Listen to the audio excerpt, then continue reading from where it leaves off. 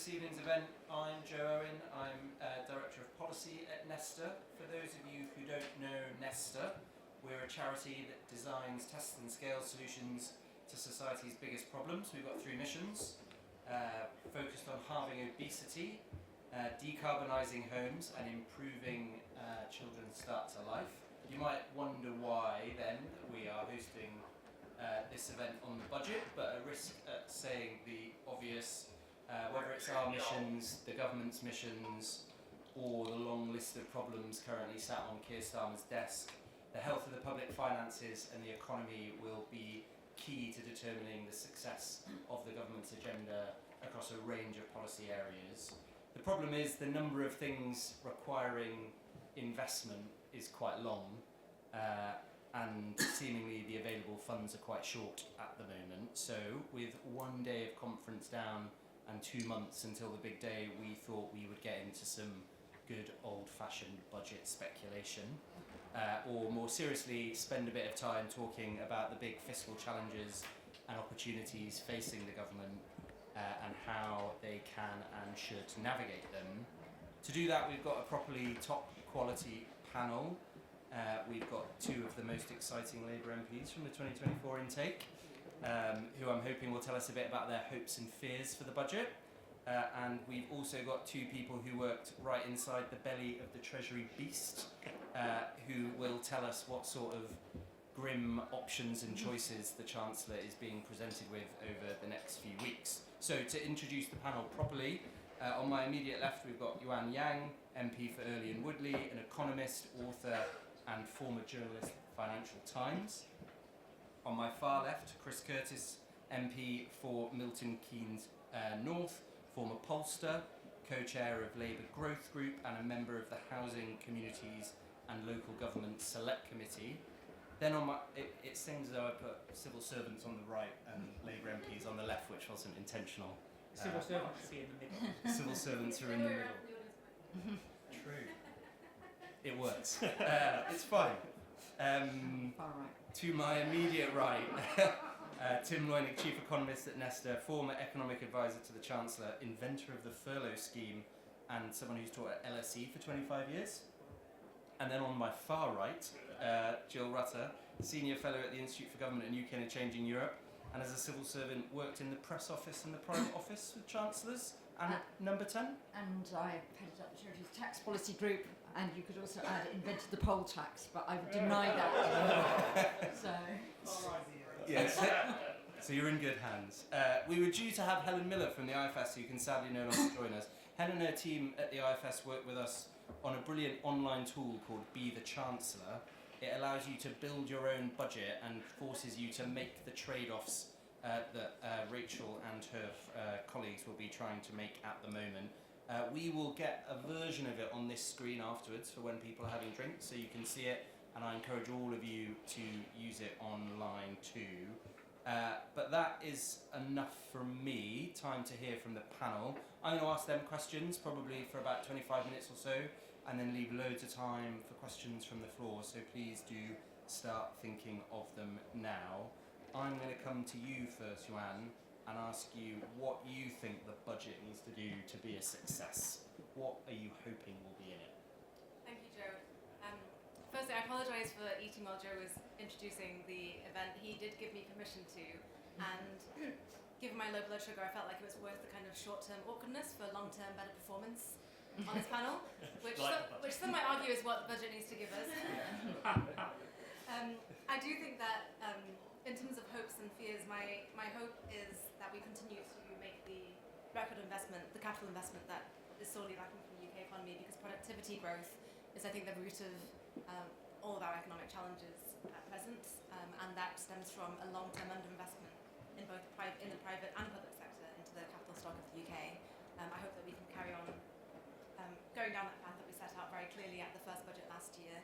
I hope we take the, again, perhaps potentially short-term awkward but long-term helpful look at tax reforms, in particular taxes that are causing inefficiencies and are dragging down on growth, which we can talk about a bit more later. And I think in terms of fears, I suppose it's very clear that we're in a global bond market, that situation that is very, very and so I think the communication of what we do at the budget and the reasons behind them, laying out the vision, the long-term vision for how this budget is one more step towards delivering on long-term growth is going to be really important as well. So it is important to keep an eye on the bond markets. Chris, what about you? What's the Labour growth group looking for? Thank you for having us. It's very exciting to be here talking about such an important topic. I should start off this panel where we're speculating about the budget, saying we shouldn't speculate about the budget, and it's not a decision for me, it's a decision for the Chancellor, notwithstanding all of the above. Can I actually make one slightly controversial point, which you're probably not going to like me for down the other end, but it's just frustrating and I think needs saying. I've always been a big defender of the OBR, right? Like, normally, politicians tend to they'd like to ask organisations to do something and then criticise them for doing it, and that is a lot of the criticism of the OBR. Notwithstanding that point, the OBR has known for years that they need to do this productivity downgrade, and they made the decision, in my opinion, driven by political factors, not to downgrade the productivity numbers before the last election, even though they knew they needed to, which meant that Jeremy Hunt pushed through tax cuts that this country could not afford, that has caused a hell of a lot of mess for this country now. And I hope, when the history books are writing about this era, they remember that fact. And I think the OBR has a lot of explaining to do for why they didn't do what they knew was necessary then, waited till after the election, when we are now in the position where it is very far from ideal to be doing it, and decided to dump this on the current government. I think there's a lot of accountability that needs to be put on them for doing so, if indeed they decide to make that decision in a few weeks' time. Right, notwithstanding that, this is going to be a difficult budget because we are in difficult times. The economy has not been growing for 2 decades.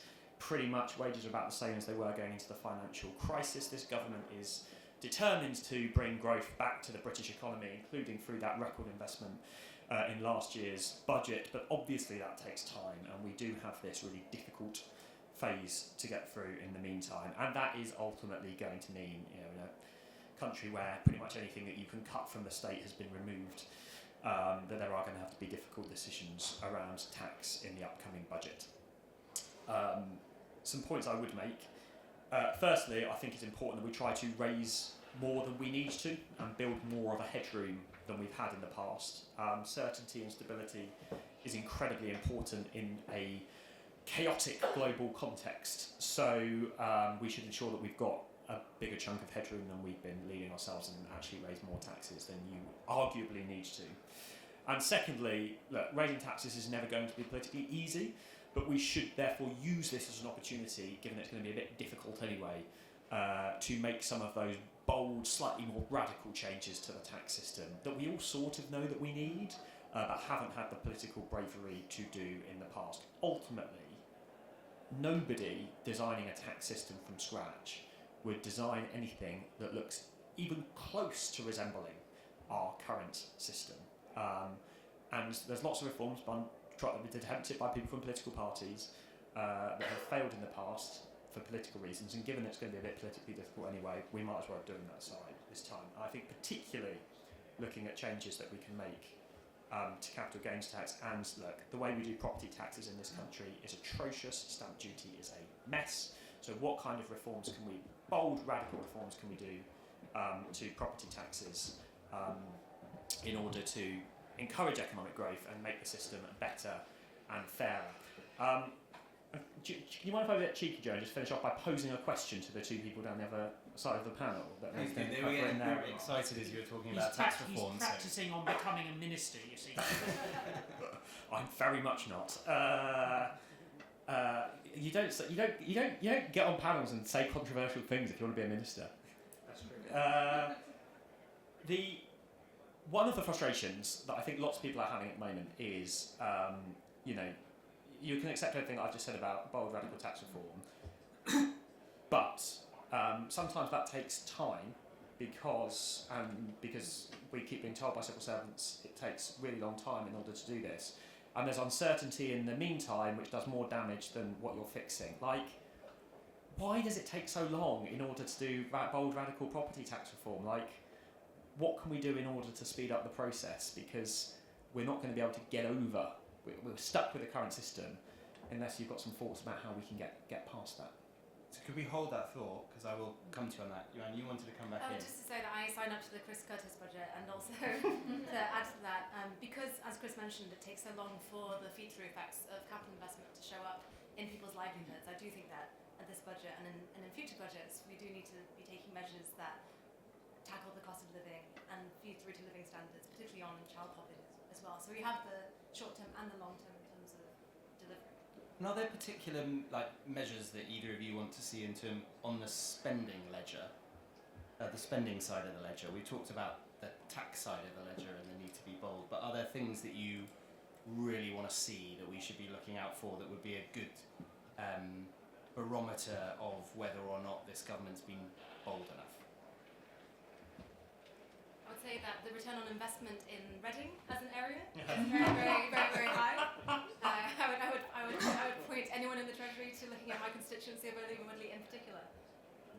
And Milton Keynes North? Yeah, I agree. No, I think I completely agree. I think the Treasury has really underestimated the return on investment in the southeast of England. I think they've had a real. The Treasury's Green Book has been like, why invest in the southeast of England? And they quite quickly need to readdress that. He's nodding because he actually thinks it. Tim. Well, I did once when I was in the Treasury manage to get a second staircase at Surbiton Station, where I happen to live, by arguing it was the highest return investment on the UK rail network, because that staircase allowed us to speed every journey beyond Surbiton by a minute, because the platform was so overcrowded without that staircase, the trains couldn't leave. So every train to Woking, Guildford, Basingstoke and so on that stops in Surbiton is now 1 minute faster as a result of one staircase. Tim, are you running to the mayor of Surbiton? Beat that Reading is all I can say. And where do you live, Tim? Surbiton. He didn't admit that, Joe. He didn't admit that. Yes. I agree, by the way, on the OBR. When I worked in government, I was surprised at how long it took the OBR to downgrade British productivity. Whether or not that's done for political reasons is beyond my ability to know. But I feel your pain there. I also agree with the left-hand side panel that this needs to be a budget that raises a lot of money. The typical amount of headroom is 35 billion. 10 billion last year was the most stupid decision possible. Now, I don't think that's because Rachel is stupid, she clearly isn't, but I think it did show a level of inexperience, because it meant the last year has been characterised by this constant knowledge that tax rises were coming.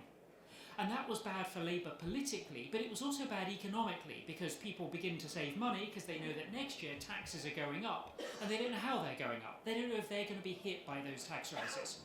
But if you only start with 10 billion in your back pocket, you will almost certainly go bust at some point in the year. Now, for my sins, I get to go to all four party conferences, and Reform have a solution. When the government runs out of money, they should just stop. Which I think means that according to Reform, in roughly the 1st of March each year, we'll stand the army down, we'll give up with the NHS, we'll cancel pensions, and presumably we won't administer our borders anymore, and anyone who wants to come in can. But you're the Labour Party, and even on a bad day, you're more serious than that. And that's why, love it though Nesta would if Reform used the Be the Chancellor model, that's a high aspiration for us. But what we do want is people like you, and we know that special advisors in the Treasury use it because they ring us up and ask us questions, is for you guys to go home and Google Nesta Be the Chancellor and type your own numbers in and think seriously what you as a Democratic Party want from your government. As I say, you should be aiming for a number of 35 billion in the black. Now that money doesn't have to sit there forever, but it would also lower interest rates, because as we used to say in the Treasury, the Bank of England has a reaction function, which is economic speak for if you spend money like water, we will squeeze the economy on the other hand, but if you're fiscally prudent, O government, we will be able to cut interest rates. And from Labour's point of view, the fastest way to a feel-good factor is lower interest rates, because that cuts mortgages. Lower interest rates also harm old, rich people like me. Now, I'm not the oldest or the richest person, but I am older than and richer than average. Oh. Sorry? I said not even on this panel. But anyway. Well, there we are. There we are. Jill and I on this side are the oldest people. I'm willing to bet Jill doesn't have a very big mortgage either, and she probably has some savings, just as I do. So lower interest rates harm people like Jill and I, and they help younger and poorer people. So in terms of, they also harm pensioners, by the way. the easiest way to harm pensions is just to get interest rates down. They won't notice in the same way as they will if you try and get sixpence halfpenny from them in a high-profile manner. So if you want to take money from well-off older people, have a tough budget that lowers interest rates and gets that feel-good factor going, and that also supports investment, because as the left-hand side of this panel said, Britain needs investment, lower interest rates support investment. So if the Chancellor said to you, though, get me 35 billion into the black, what would you be recommending to her that she did? Well, what I always used to say to any Chancellor that asked me that question was I used to quote Paloma Faith. Do you want the truth or something beautiful? And if you want the truth, the best way to do that is to do something really bold. So I published a paper with Nesta over the summer saying we should put VAT on absolutely everything, which is what they do in New Zealand. VAT on children's clothes is almost certainly progressive, because cheap children's clothes are really cheap. You can get a baby grow in Asda for £1, or you can pay £560 at Dolce & Gabbana. If that isn't enough, there is a couture range from Dior, that's price on application. And as they famously say, if you have to ask the price, you can't afford it. And I didn't have the guts to ring them up and ask how much a baby grow was. That would raise you 180 billion, which is more than enough. No, sorry, that's on everything. Yeah. Which is more than enough to sort out the definitely regressive thing of putting VAT on food. But again, that's nowhere near as regressive as you might think it is. It would then allow you to sort out stamp duty. And what it would do is it would allow you to put a live cat on the table. Because the problem with a dead cat is at best a dead cat only bounces once. And then it's just a dead cat, which isn't very interesting or appealing. What you need is a live cat, because a live cat is cute and interesting. And people will look at a live cat for years, which is why you need to do something big and bold and interesting. And I reckon putting VAT on everything, halving the rate, abolishing stamp duty, whatever you want to do with that 180 billion, less the 35 I need to snaffle on the back, you really can cure child poverty or whatever it is. That's a live tiger. And a live tiger kitten is really interesting. So the question I would ask to the Chancellor is, how brave are you? Do you want a tiger or Yeah. a kitten? Yeah. Jill, what about Chris's question on why tax reform takes so long? I was going to say live cats can also scratch, so you do need to be quite careful there when you're playing with your live cat, particularly if it's a tiger kitten, which might look very cute, but you possibly don't want to cuddle up too close, and you need to watch as it grows. Does tax reform take a long time? Actually, a lot of tax reform doesn't take a long time. It may take a long time internally, but we see really quite big changes unveiled overnight quite often.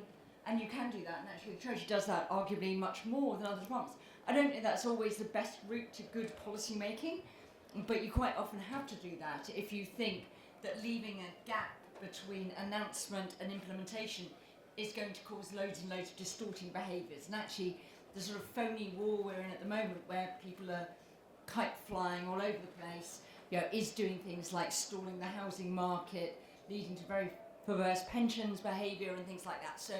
So you don't really want that. But there are some things that do take time. So why are our council tax bans so rough and ready? Well, that's because they were introduced as very hasty compensation when the government decided it had to get rid of the poll tax, which I said I worked on. Poll tax was fantastic in terms of policy process. It was the policy that was the problem, not the process. But the council tax was done a very quick sort of drive-by valuation of properties. That's why they're a bit random. And it was supposed to be a quick fix. It's a quick fix that has remained quick and fixed for the last 34 years, then what, the 1991 values. Zoopler's doing this every day. Yeah, so if you were doing... Not very well. So if you were doing something like that, and you were establishing a new tax base, that might take a bit of time. But other things you could do. If you wanted to abolish stamp duty and move that onto somewhere else, you could do that in the budget. You could just stand up and say, from whatever time from now, stamp duty no longer applies, and whatever. When we change VAT rates, we usually give people a bit of time to reprice, but basically that comes in within a week, I think. So people are given time to reprice goods on shops. But you can do that pretty much overnight. Income tax rates don't take effect until the following financial year, and you only really get a bit of forestalling activity at the top end, where you get people who have discretion on when they take their income. So so you can move very quickly on tax if you're bold enough. But there are downsides as well. One of the things that I think was a very big mistake was George Osborne gung-holy doing pension freedoms. Tim probably approves of it. Tim doesn't approve of it.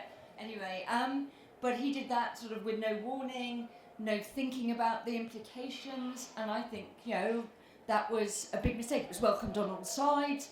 I think I wrote a blog that night saying, beware the consensus tax rabbit, because you're always suspicious when everybody agrees that there are probably some nasties buried in there.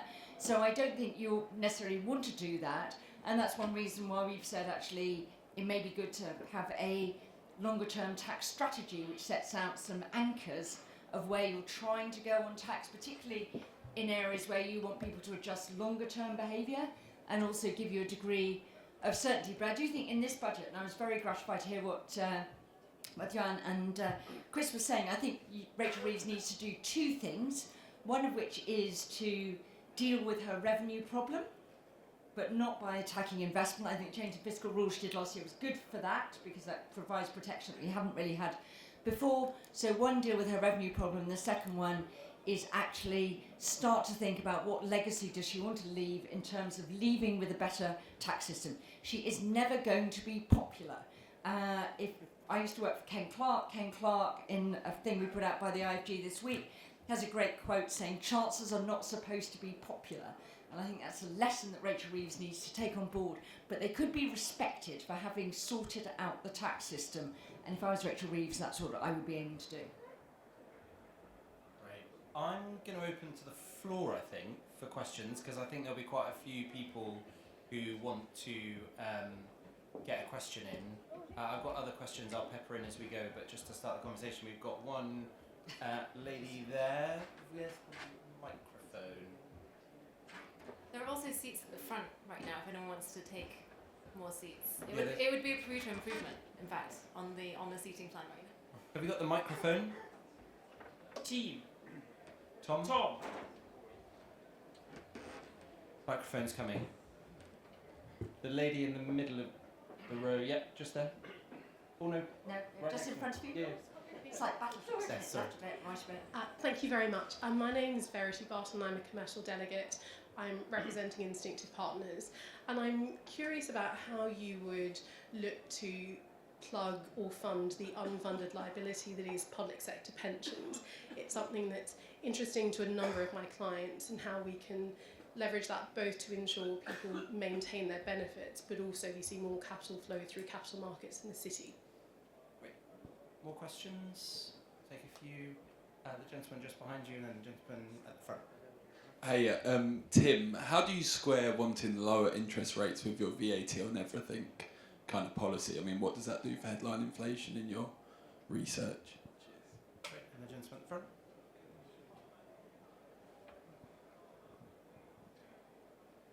Ian Scaife from Oswald Street Delegate. As somebody who ran payroll for years and years with those old tables, why these days do we have tax and national insurance? Why don't we just combine them? And why don't we have a sliding scale, which is easy to implement, harder to understand, but then again nobody understands the tax they pay.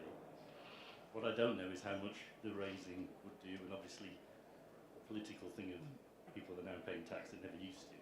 But that just seems to me such a simple, obvious thing to do, and doesn't need fiddling of the figures and the bands. Tax simplification. Yuan, coming to you first. Just on that last point about tax simplification, I mean, I think in general the principle of simpler is better, because the more different layers and gradations you use, the more you can encourage some really ineffective kind of gaming of the system, people moving their income out of income tax into other forms of revenue, etc.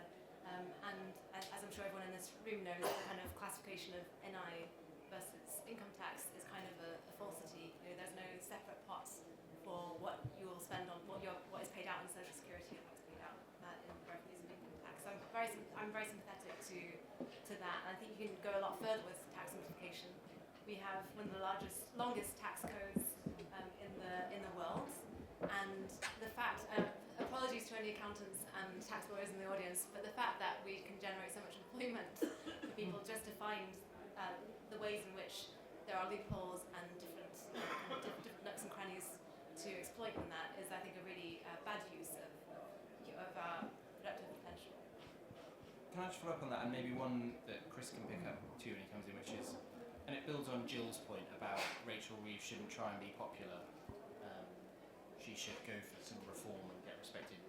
Would you be happy if she really threw the kitchen sink at tax simplification in the budget? Do you think that comes with political costs? You can sort of understand the economic argument, but are there things that you would be concerned about as an MP if the Chancellor said, I'm no longer about popularity, I'm about an efficient tax system? I think the speed of change matters. It's a bit like getting out of a situationship. So you could be in a really messy situation, but you kind of understand the mess, and you could go to a much better situation or leave the situation. But just in terms of what affects businesses and their planning, just the kind of breakneck speed of change can be a difficulty. So I think having, again, the guidance to businesses and navigating that change would be really important. Chris? I mean, we forget it now, but for about 10 years, Gordon Brown was the most popular politician in the UK as Chancellor. Yeah, but he never had to make a tough decision because he had 10 years of glorious growth that was true across Europe, for which he was the lucky beneficiary. Yeah, well. And then he got in a complete mess by abolishing the 10p tax rate and ended up raising no revenue. I remember the year. I was just. I accept some of the arguments. I'm just making one that you can be popular and Chancellor. Or there was an example recently of where that's happened. But yes, being able to make easier decisions does help. But that's part of the point, right? That's part of the point. Like, when you've got no easy decisions, you might as well make the right ones. And I think that is kind of the attitude we are going to have to take towards this budget. I think that's what it's saying. I think with other mitigations in place on the simplification point, the Resolution Foundation proposal on slowly starting to transition away national insurance is probably a reasonably good idea. I think we could start by saying Jeremy Hunt was probably right, and then getting rid of national insurance and say that we're going to do the same thing. But pay for it by increasing income tax. You need a bit more than that. But yes, that sort of move towards simplification there is good. But yeah, we're just going to need to be bold in order to get through this. Tim, I know you'll be excited by the pensions question. And yeah, we should just ignore it like we have done for the last 40 years. Well, we should write down what it is. And Neil Record has done very good work for the Institute of Economic Affairs once in a while, looking at the net present value of the future liability of pensions. And here, actually, the great opposite of a hero is Gordon Brown again. Because at the point where we still had final salary schemes for a lot of public sector workers, he gave very big pay rises in the early days of the new Labour government that were entirely warranted, except for those who were about to retire. He gave a huge pensions rise to people, which really we didn't get a great deal of benefit from as a nation. In answer to your question about VAT and interest rates, I was putting VAT on everything, but I then said you could halve the rate.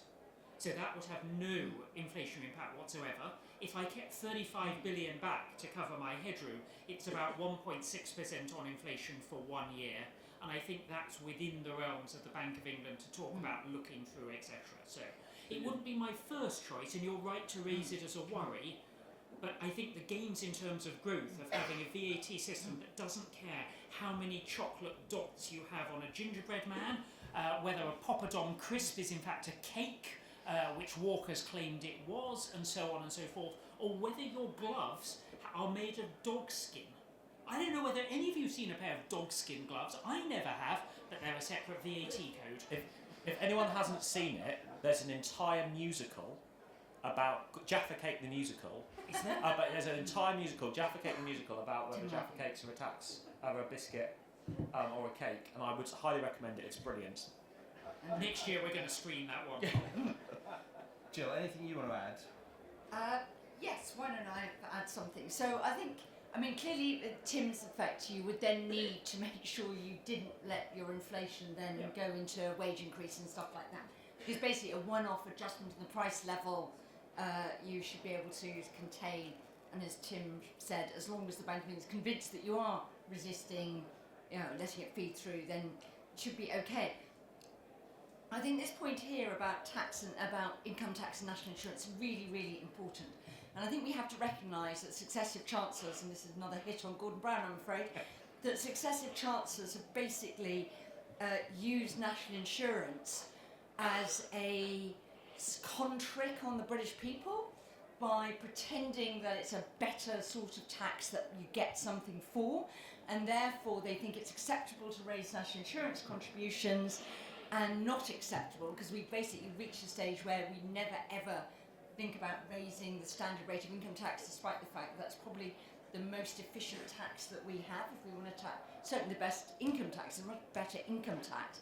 So when I first started work, which was a very long time ago, you remember we used to tax unearned income higher than earned income, and we've now flipped to the bizarre sort of Alice in Wonderland world where we tax, if you go out and earn your income, the government working people, we hit you, but if you sit there and the income comes to you, whether it's through a pension or through dividend, whatever, we don't apply the sort of second income tax to it. So I think in the long run it'd be a good thing.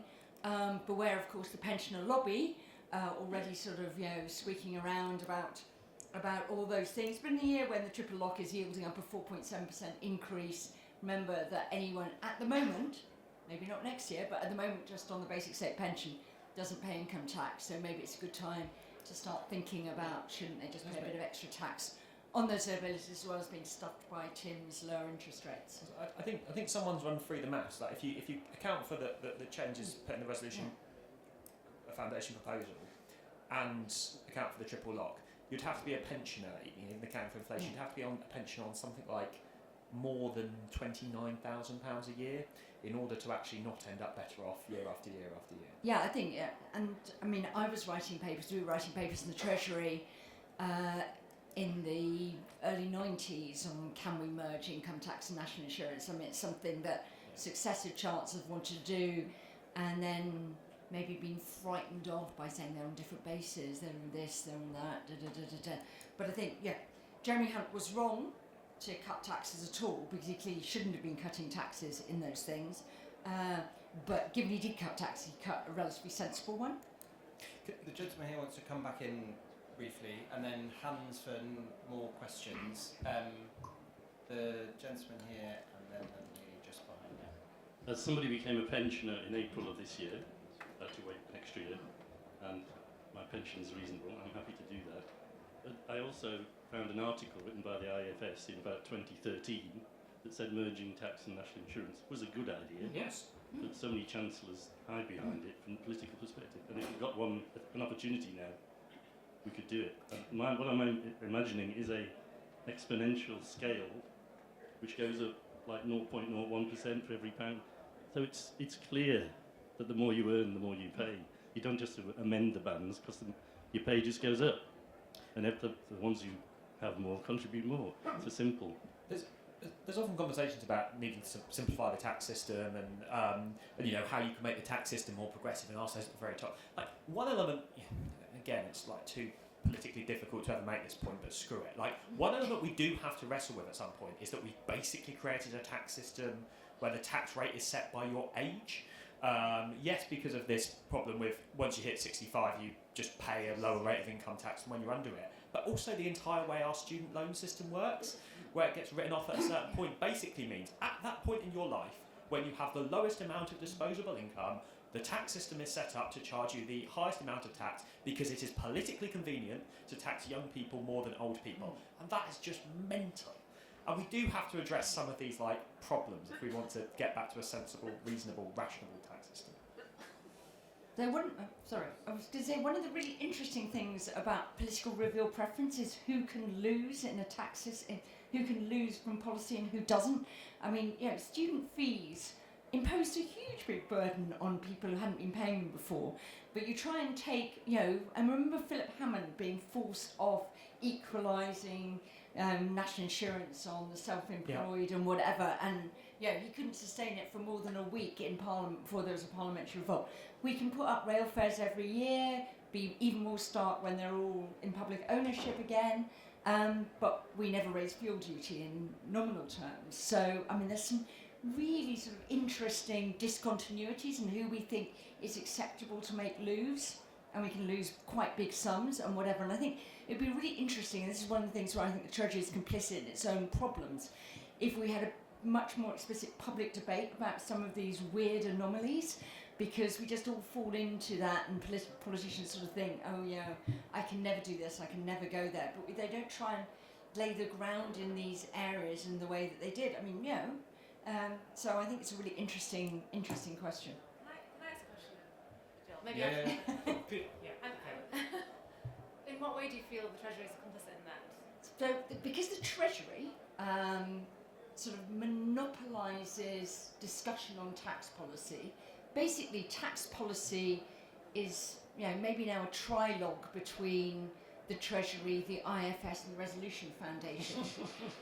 It used to just be a dialogue, and actually Treasury officials used to ensure that the IFS got funding for the Economic and Social Research Council, so they could say to Treasury ministers, the IFS won't like that, so which basically meant we don't think it's a very good idea, but we don't tell you because you're our political masters. We wouldn't be the same when Tim was a special advisor, and I was not a special advisor. I was a civil servant. Oh, civil servant. Well, Tim would have been much more robust in doing these things than maybe some officials. So as much as you say, the IFS will say whatever. But I mean, we don't actually have that much good debate about what good tax policy looks like, or indeed some of these sort of bizarre things about who we're prepared to make lose substantial amounts of money, whatever. And I think that's because the Treasury doesn't even let any in the Cabinet debate the future course of tax policy. I mean, they unveil the budget to the Cabinet that morning when the Red Book's printed, the press notices are printed.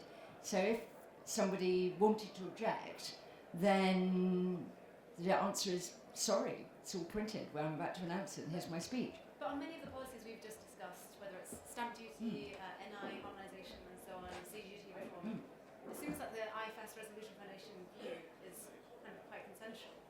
Yeah, but it would be quite good to have a sort of wider discussion with more people engaged in that. I think if we could have that, and I think actually better understanding among MPs. It's quite interesting. Sort of lots of people think the income distribution is incredibly different. You see people saying, well, this is only hitting sort of middle earners on 85,000, and then you have to ask, well, actually, what do you think the median income in this country is? It's nowhere near that.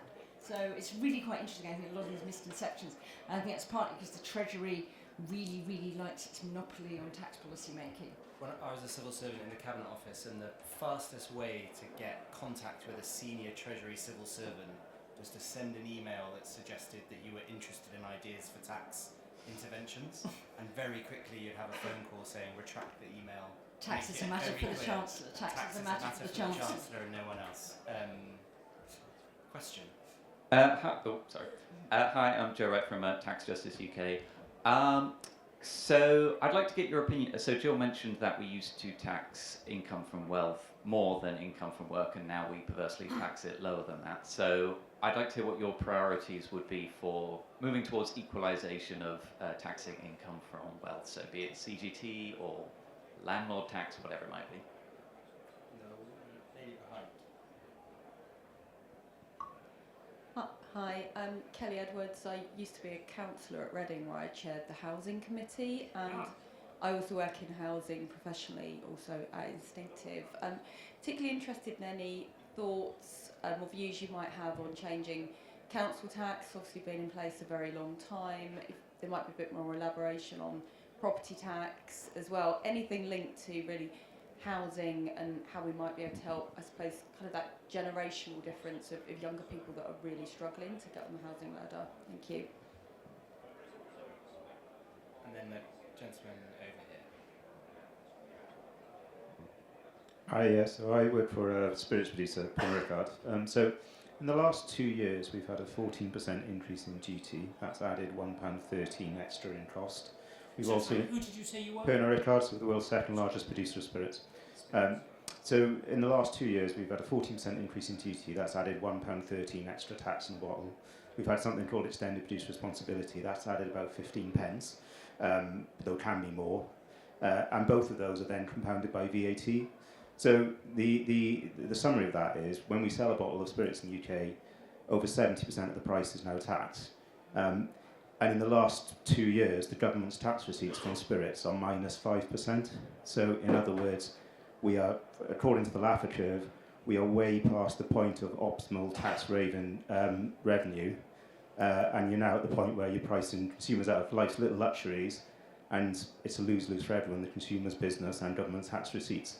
So I'm just interested in the point around VAT and whether the suggestion is that you raise VAT further to get that £180 billion, or whether you just extend it to those product categories that aren't paying VAT at the moment. But I can't speak for other categories, but certainly in the case of spirits, there isn't scope to tax the category further. It would be a lose-lose for everyone. Great. I might start with you, Chris.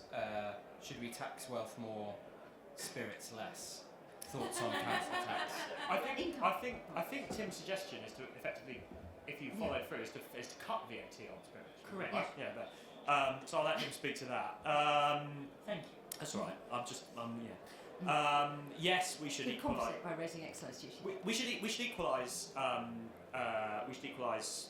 Move towards equalisation of taxes on income and wealth. I think capital gains tax is the most sensible way of doing that. I mean, the thing is, like, if you speak to people in the Treasury, they sort of broadly think they've done that, or come pretty close, because we did raise capital gains tax by quite a lot last year, and obviously when you sort of think about indexing it, that isn't the rate it's now at isn't too far away from your average tax on income.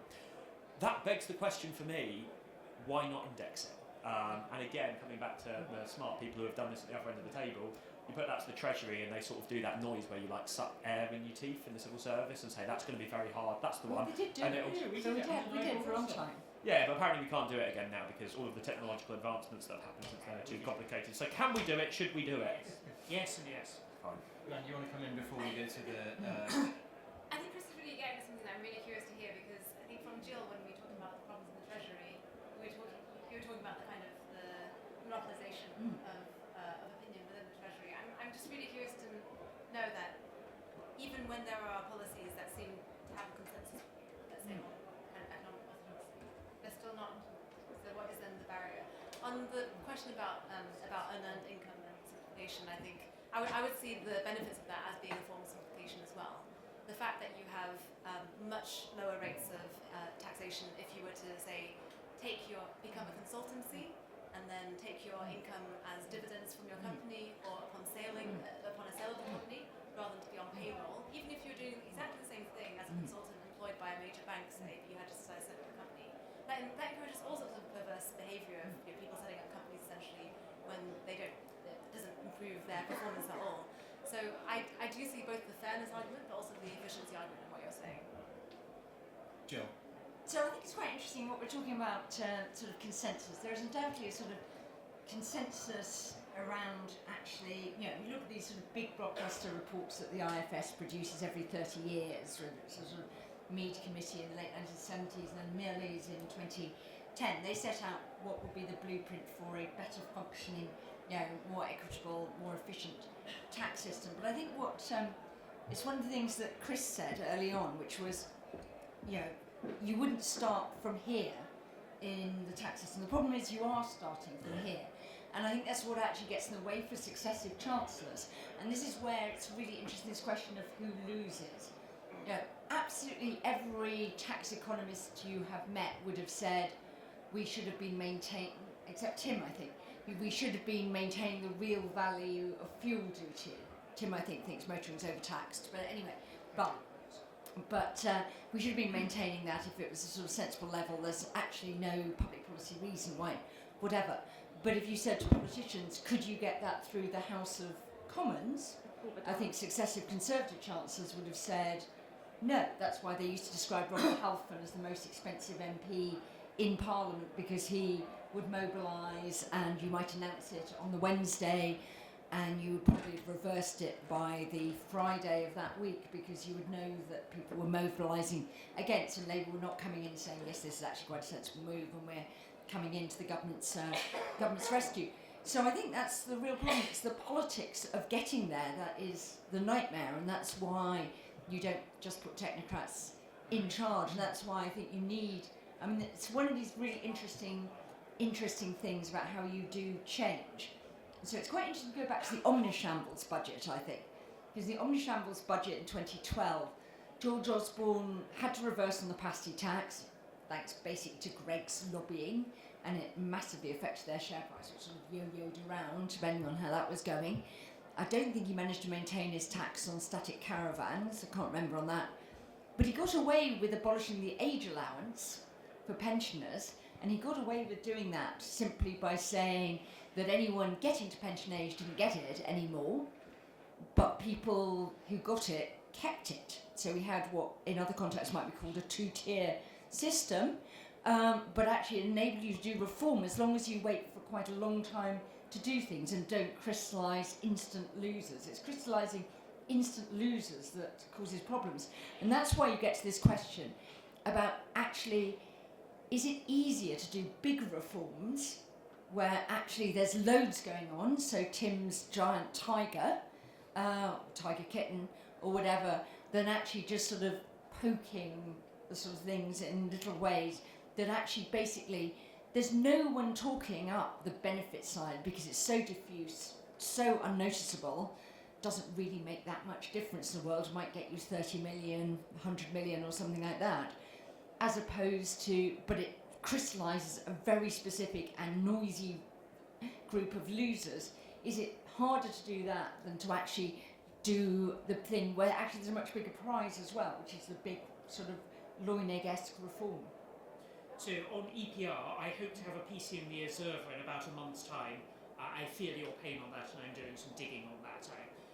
On the pasty tax is a good example of simplification, because prior to that announcement, small firms like fish and chip shops have to charge VAT on fish and chips, but Sainsbury's and Greggs don't have to charge VAT on their hot counter food, and it's obviously stupid that small firms have to pay VAT and big firms don't, so George Osborne changed it, and the Labour Party opposed it.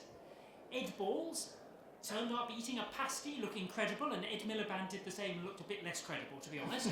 But the truth is that you made the decision as a party to oppose the government. And the person who's suffering now is you, because the Chancellor has less money, and you daren't do that either, because you know they'll now oppose it. So one thing we should try and do is persuade all parties in opposition, particularly the two principal ones, to remember you will be in government at some point. And maybe you should allow the other side to do the things that deep down you know are useful, because they'll be useful when you're in. But the lady here hasn't had an answer to housing, which I will answer because I'm actually a housing economist, which is ultimately tax is almost irrelevant to young people and housing. What matters is supply. So my godson, who is an unemployed lecturer, I shouldn't have said that, who is currently looking for work and is married to a wonderful woman who has a job, and the two of them have just bought a 3-bedroom house in Liverpool for $125,000 on a single salary, neither of them are graduates, roughly median income. And they can do that because they live in Liverpool. My daughter, who has just started her career as a teacher and lives in southwest London with her parents, is, to use a technical economics term, fucked. And that is nothing to do with taxes or anything else. It's to do with the fact that we don't build enough houses in the southeast. It is supply and demand. And we need to build way more houses than anyone is talking about in the southeast. I think I'm on record calling for 1 million in and around London, 1 million in and around Oxford, and 1 million in and around Cambridge. Those sorts of numbers, within a decade, we should be doubling the size of Oxford and Cambridge every decade for 3 or 4 decades, till they reach about 1 million houses apiece. That's about the fastest you can expand a house. They both have university sectors that are big enough to support that growth. That would deliver you a meaningful improvement in affordability for the benefit of my daughter and everybody else of her age. Well, I got one person. Well, there's some hats going about that say "Build, baby, build" on them. We'll get you one. Yep. Question at the back. Actually, you've already had a question, haven't you? So we'll go for her first. Yeah. And 2 more people at the front. Yeah. Sorry, mate. Hi, I'm Daisy. I'm from the Home Care Association. We represent home care providers across the UK. Successive chancellors have avoided making any decisions about funding adult social care, and I'm just interested to know the panel's reflections on that. Thank you. Thanks very much.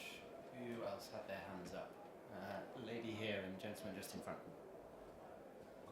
Hi, given that hospitality have suffered such a lot of job losses, do you think the government will consider reversing the increase in the employers' national insurance? Great, gentleman in front. Hello. I've just come from the wealth tax fringe meeting, or it's a subtitle of taxing the super rich. And I was just wondering, is there a way the super rich by definition can spend millions on accountants and lawyers, and they're going to resist like hell, and is there a way to try and do it in partnership with them, and rather than have a tax on the super rich, have what I call a mandatory hypothecated investment?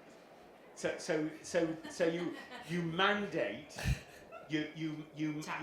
no, it's not, no, because what I'm saying is that you could you need all these public services, and companies could provide those public services. So in return for this mandatory investment, they could get discounted shares in the companies that are producing. What I'm saying is, I do think there's a possibility for doing in partnership and getting the super rich to invest, mandate. Well, that was my view. I'm going to do Tim on wealth tax and options on wealth tax, and then I might ask you guys on the should we reverse NICs? Is it time to do more about care? And then I've got a question for Jill. So the answer to your question, you shouldn't forget that 1/3 of the highest earners in Britain are immigrants.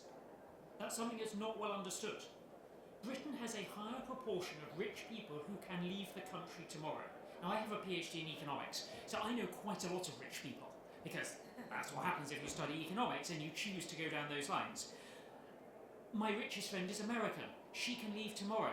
My second richest friend is German. He can leave tomorrow. Don't underestimate the ability of the super rich not just to avoid taxes, but to just avoid them altogether by leaving Britain. And I mean, write it up by all means. I think there is. That's my point. That's exactly my point. I mean, if it was in their interest, the chance of your making it, if it is in their interest directly financially, you raise no net revenue. By all means, write it down. Find a think tank to publish it. But I think the chance of your being right is zero. But I want to say one thing. I know you do.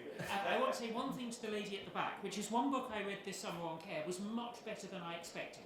And I dread to say this at a Labour Party conference, but Ed Davies' book is much better than most politicians' book. It's called Why I Care and What to Do About It. And the third section is all about what to do about it, and it's way more interesting than most politicians' books. So at the risk of getting pilloried in this audience, I commend it. And what does he say?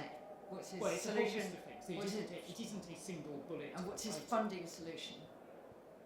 So I don't think I got to. I'll tell you after. I'm not sure. It feels like there's a couple of conversations. Ed Davies' secret funding solution.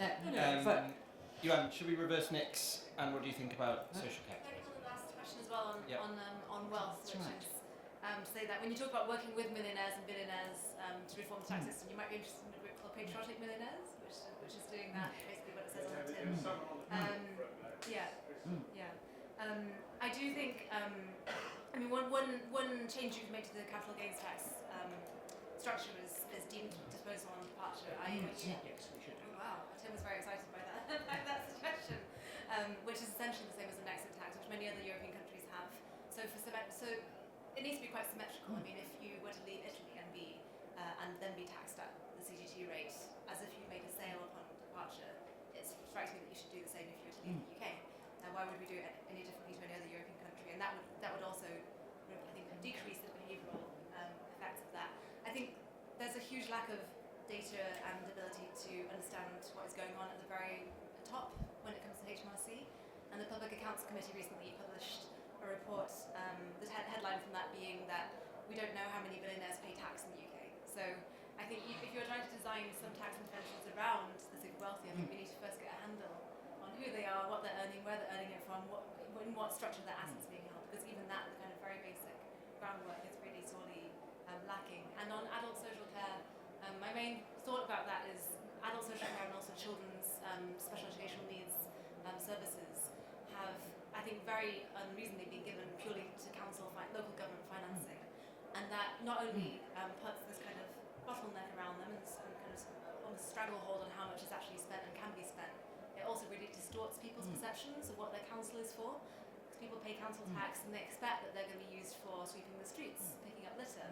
In fact, what it is actually being spent on, and quite rightly, given that the rest of the government isn't spending it on that, is on the most complex needs in adult and children's social care and education. And there absolutely needs to be a backstop for that provision, but I don't think that local council is the right place to put that. Chris? I don't really have many comments on any of them. I feel like I've sort of used up my saying controversial things quota for the panel. Objectively, this isn't assigning blame to anyone because it's a mix of a wide variety of different things, up to and including the OBR, who I've already criticised. Objectively, it is not optimal when you're talking about certainty in the economy to go for a period where you cut employers' national insurance and basically just do exactly the same thing with most employers' national insurance. And we do have to, I think, reflect on that. But look, we are where we are. I don't think there's any, it's fed through the system now. I don't think there's any benefit on reversing it, and ultimately we don't have the money anyway. We've got to work out what else we can do to support the industries that are struggling with that. And I assume we're probably reaching the end. So if you don't mind me just making this point, it is useful to have these conversations about tax, and God knows we're going to need to do so in the coming weeks. But we also do need to remember that the maths on a lot of this is pretty negligible, it's tiny compared to the maths on getting the British economy growing again. And everybody right across government needs to ensure that this is the last time we ever have a conversation about a difficult budget and difficult tax-raising conversations, because ultimately this is the consequence of a decade and a half of stagnant economic growth, a completely broken British state that makes it too hard to build things, too hard for people to invest in the UK, and we need to break down those barriers, get the British economy growing again. So we can be looking in a few years' time at cutting taxes and putting more money back into the pay packets of working people. And if you want to see the impact of growth on the fiscal choices the Chancellor needs to make, you can use our Be the Chancellor tool, in which if you put in your own growth forecast, it will show you how much additional freedom you've got. I've got one more question for Jill. The gentleman has been waiting patiently, so I'll come to him and then we'll wrap it up. But my question to you is, so Tim and I went to the Reform Party conference a couple of weeks ago, 3 weeks ago, whenever it was, and their magic money tree was government waste, where they said they were able to cut taxes and they were able to increase spending and they would fund it all through government waste. I think I can guess your view on that, but what I'm interested in is there something serious this government should be considering about cuts? Well, the government is trying to squeeze out more efficiency. The government's got a lot of ambitions, and we're seeing bits of fruits of that on AI. But the trouble is, most of what government spends is actually not sort of, wasteful bureaucrats. Most of what government spends are the programmes and the big transfers and things like that. So if you want really significant money, that's where you have to go and cut, rather than just say, you can do it without noticing. So you keep the pressure on administration costs and all those overheads, and actually simplifying the tax system would reduce the overheads of running the tax system, and that is genuinely a waste of money, both costs that we impose on people and that we impose on ourselves. Make compliance much simpler, and then people won't get caught out by complicated tax arrangements and stuff like that, which is another big advantage of that. So I do think that's right. I just wanted to back Joe, you're going to back me. I don't think government is going to reverse employer NI change. I think the big thing that they're probably going to offer you is the youth experience scheme, so you get more young EU workers potentially coming across who might help out at some of the hospitality. I think Yuan's absolutely right, though, that the government has been really derelict in its approach to funding social care, and in particular that the answer on that is just raise another 5% cap on local authorities, because I think taxable capacity in local government is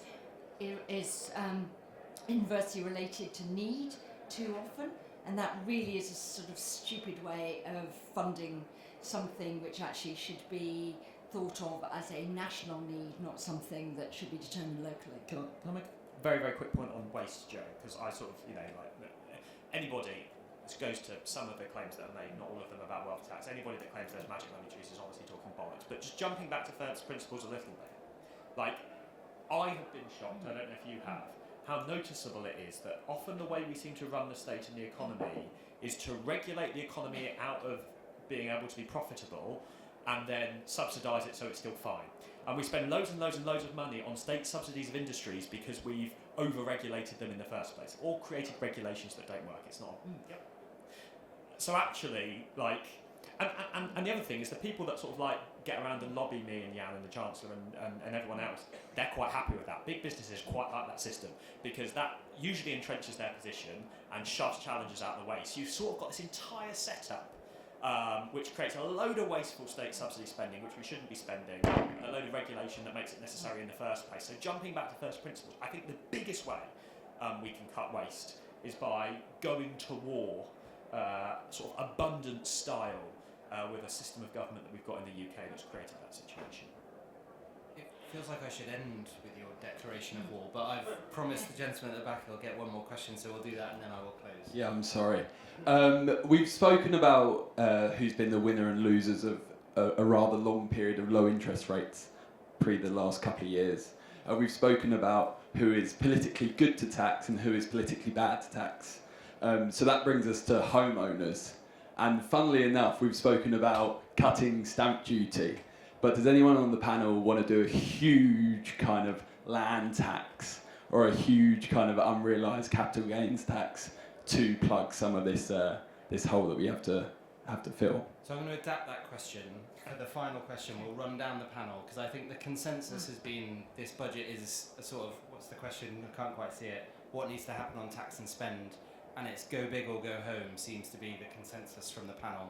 So if you have to go big, what's the one big thing that you would do in the budget, including on land tax? And we will go down the panel to close. I won't set out a specific policy, but I think a medium-term plan for bold, radical reform to all property taxes. Sure. I would revalue all the different tax reliefs that amount to about £200 billion a year in expenditure and make sure that we actually know what they're doing and if they're doing it. I've already talked about expanding VAT, but in answer to your question, the way to get money out of people like me who are sitting on big inflationary gains on housing is to build more houses so that the value of our houses go back down rather than to try and tax the gain. So it goes back to what you said earlier, sort out the fundamental problem rather than try and sort out the consequences of the problem that you made. And last word from you, Jill? Go through the tax system. I would go with you and say, if this was a spending programme, would we spend that money? And I think there are an awful lot, lots of the VAT reliefs would go, lots of things would go on that. And the second one is to go to the CRISP issue and say, if we wanted a tax system that supported growth, does this look like a tax system that supports growth, or is it a tax system that inhibits it? And if it inhibits it, what are we going to do about it? Great. So, only thing left to do before you get to grab a drink outside is give a massive round of applause to our excellent panel.